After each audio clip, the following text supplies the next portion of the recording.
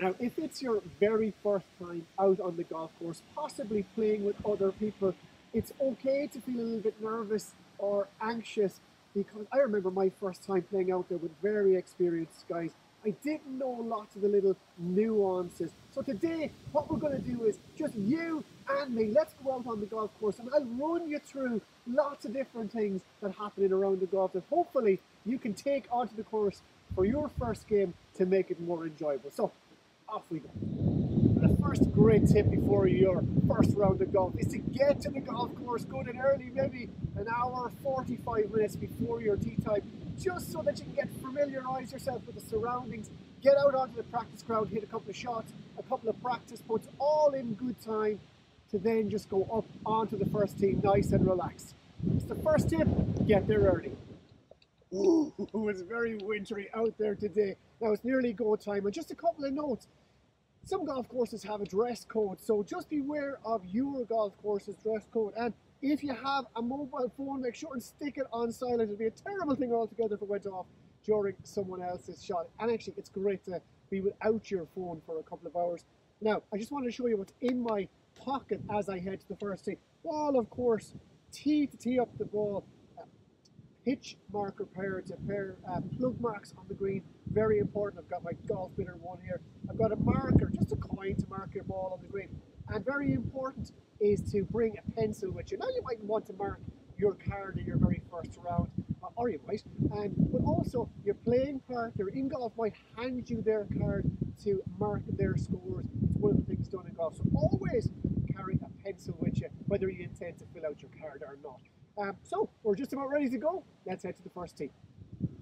Now we're on the first tee and we're ready to tee off. So what happens here? Well, generally the player with the lowest handicap will step up first and hit their tee shot, unless the guys say, let's play ready golf. And ready golf means that whoever's ready first just goes up and tees away. It kind of helps speed up the game. But in general, the lowest handicap player will tee off first. And you'll often hear them call the ball they have. They'll say, I'm playing a Callaway 3 with a red dot. Some players put their own mark on the ball to identify it. So it's a good thing to identify the ball you're playing to your playing partners before you tee off. Another very normal thing when you're playing with your friends on the golf course is there might be a little bet or wager introduced on the first tee. And if it's your first round of golf, you mightn't understand the bet. They could be 2, 2, and 2, meaning £2 or €2, whoever wins the front nine, whoever wins the back nine, whoever wins overall. There's loads of different bets. Now, ask them to explain the wager if you don't understand it. And of course, if you don't feel comfortable having a wager or a bet, just say to the players, your playing partners, that maybe I'll just step out. It's my first round. Nobody will mind a bit. But just be ready for a little bet or a wager to be introduced on the first tee. Now, if it's your very first round of golf and your first tee shot, you might be a little bit surprised at how fast people actually put their tee down, take their practice swing and hit the ball. If it's your first round and you're only used to having hit balls on the practice ground, you've taken plenty of time to make sure everything is right with your swing, you'll find that when you get onto the first tee, it kind of moves a little bit quicker. So a good rule of thumb is just to watch your playing partners, how long it takes them from when they walk onto the tee to hit the ball, and kind of sink in with that.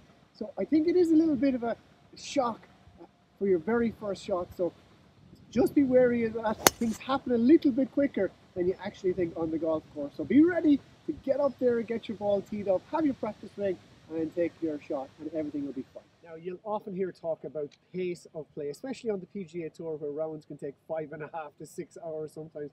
And two great tips really about pace of play, and that's in between shots. So in between your drive and your iron shot, or your iron shot on the green, is kind of moving nice and briskly, a nice brisk walk between shots. That can really help pace of play. Second tip is, especially when you come around the greens. Now my ball here is to the right of the flag behind me, but I can see the next tee box is over to the left. So I'm going to make sure to leave my bag between the flag and the next tee box. So in this case, it's going to leave my bag on the left-hand side of the green. That means when I finish putting out, I can just make one walk across, grab my bag, and on to the next tee. It really helps speed up the pace of play. Now, things don't always go to plan on the golf course, and if you find yourself in the heavy rough like this, there's a couple of things to really remember. It's a great tradition, and there's loads of great traditions in golf, of your playing partners to come and help you if you're lost in the rough.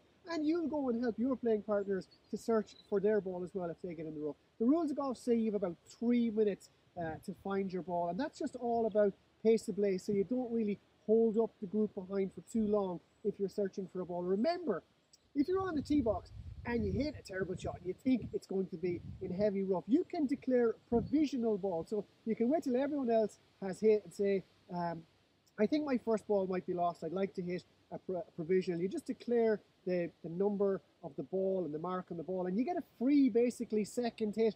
And then you get to look for your first ball. If you can't find it, your second ball comes into play. And if you do find your first ball, then you can just pick up your second ball. It all really helps with pace of play. So if you get in the rough, do help your playing partners. They'll help you. It's a great tradition in golf and really helps things keep moving. Now, when your playing partner is hitting a couple of things, it's a good idea to stand to the side, out of their view, not in front of the player that would kind of get in their way or somewhat distract them. And of course, also always be nice and quiet when your playing partner is hitting.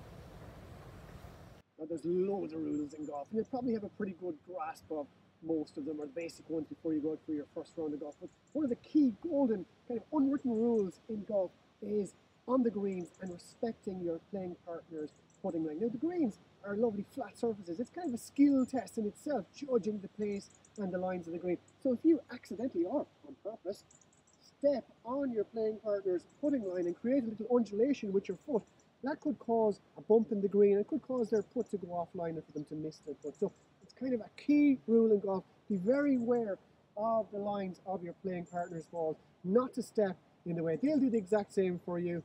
Golden rule. Now, when your ball lands from a great height onto the green, it's going to leave an undulation on the green called a pitch mark or a plug mark. So it's very important to repair this mark to keep all the greens nice and even and unblemished. And a pitch mark repair is a key to have. So what you would do is just go ahead and mark your ball, take it out of the way so you don't move it, and just use your pitch mark repair to raise the turf around the undulation so it's raised above the ground. Try not to break the green if you can, just be careful, and tap it down with your putter. It's not only a good idea to repair your own pitch mark, but if you see one other one around the green that somebody's forgotten about, repair that too. It's just a nice thing to do to keep the greens nice and perfectly unblemished for everybody to putt on. This scenario actually happens quite a lot in golf, where your ball ends up between your playing partner's ball and the hole. And even if you mark it with your marker will still be between the ball and the hole, and your playing partner could possibly hit your marker and knock their putt offline. So what they might do then, in that case, is give a call to you to mark your ball one to the left or one to the right. And what they mean is always being careful not to stand in their line. Reach in with your putter head, take a line off something around the green. In this case, there's a tree out there that I can line up with. I can reach in and I can move my marker one to the right. It gets out of my playing partner's line, and then they can have a nice putt. And then I just have to remember when it's my turn to putt that I put my putter head down, line it up with the tree, put my mark down, replace my ball, and carry on. That happens a lot. So just remember, if you get the call to move it one to the left or one to the right, you'll know what to do. Now, in general, on the greens, the furthest from the hole puts first. In this case, this is my ball.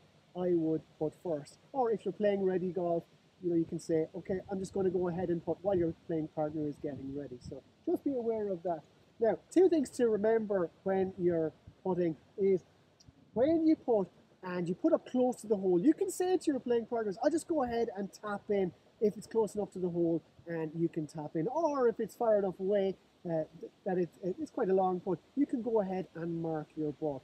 But one thing to remember, if your ball is around the hole, be very careful when you're tapping in that you don't stand in the line of your playing partner's ball. It's kind of another unwritten rule. It's a nice thing to do, to say to them, oh, I'll just mark my ball because I'll be standing in your line if I go ahead and tap that in.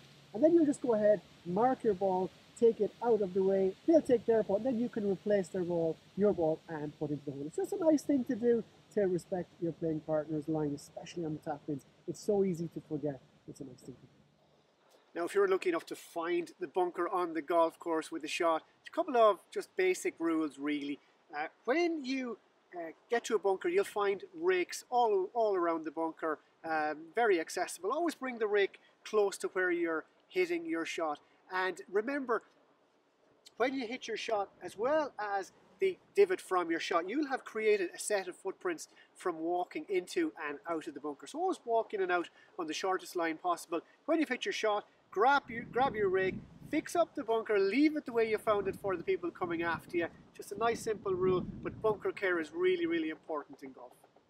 Now, it's perfectly normal when you're hitting a shot, especially when the ground is soft in winter, to take a scroll of turf called a divot out of the ground in the course of hitting your shot. Generally, the divot will fly off maybe 6 or 10 foot in front of the ball. But what you would do in that case is hit your shot, quickly go get your divot, bring it back to where it came out of the ground, fit it back into the ground, and tamp it down. It helps to keep the course in good condition, and the grass will grow back here. So always remember to replace your divots.